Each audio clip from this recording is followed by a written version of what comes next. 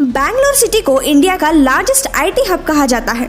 12 million population के साथ Bangalore city India की थर्ड मोस्ट पॉपुलेटेड सिटी है।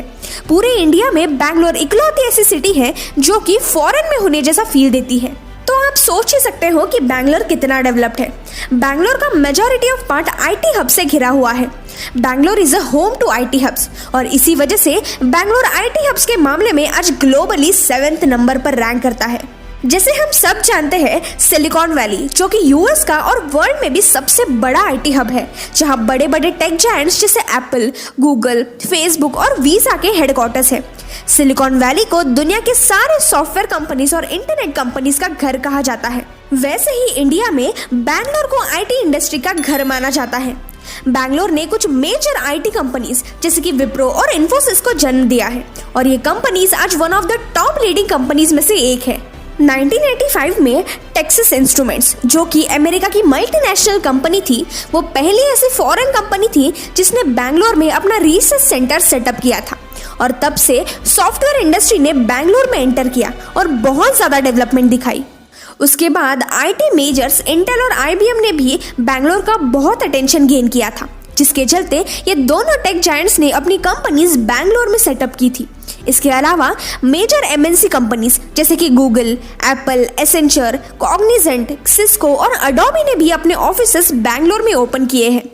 आज पूरे इंडिया के 40 to 50% सॉफ्टवेयर इंजीनियर्स बैंगलोर में हैं और 67,000 आईटी कंपनीज बैंगलोर में रजिस्टर्ड है, जिसके चलते बैंगलोर इंडिया का बिगेस्ट आईटी हब बन चुका है।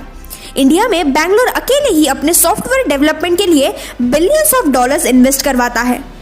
All over India 4.1 million people IT industry में हैं, जो कि every year 137 billion dollars generate करते हैं, जिसमें से 40% सिर्फ बैंगलोर अकेला जनरेट करता है।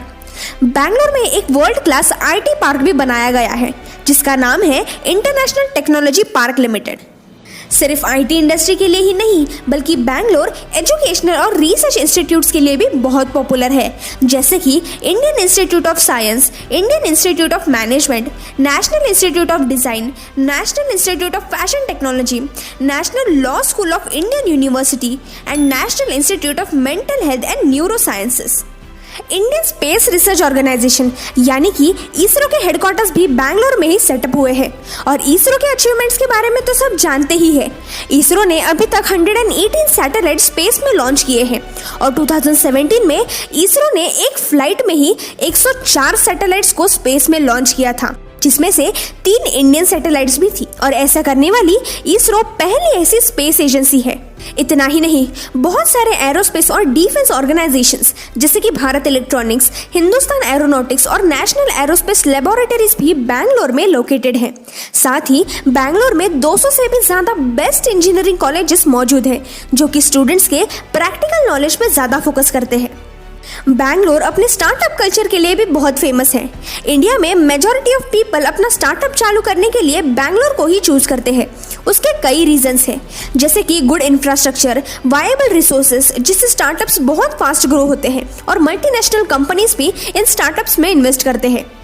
Availability of ready techno cards यानी बैंगलोर में आपको बहुत सारे टैलेंटेड पीपल नजर आएंगे।